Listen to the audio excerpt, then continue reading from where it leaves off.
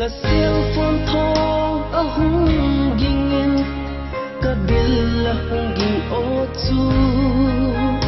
lung kham na ka na ogin a hi pan pi ka ngai zi ti a mi hi a lo nge bao ki che thei lo vi ka len khu pi ka ngai lu pe hen na thu an se ze tao pe in Giêsu ai ko pe in kham kha te he thi bun Christa sao wo ki lung se lo tin na lo ve kisi apakai belo te chu lei sit na alung dongi azonan Giêsu apan pidin ako ve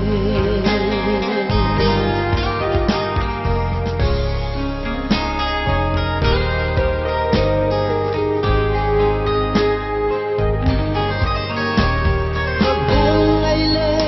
kalung siten kalung day ni ahi ahin la Krista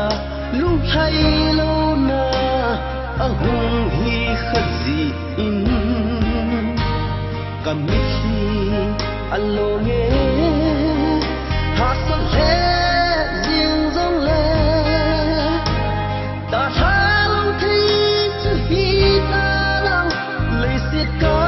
go ngay chang zong pakai bu ke dia ka go ha pe kham tha te thế mun Christa sao wo ki lung se lo din na lo ve kisi apakai belo te chu lei sit na alum dongin azonan Giêsu apan pidi ako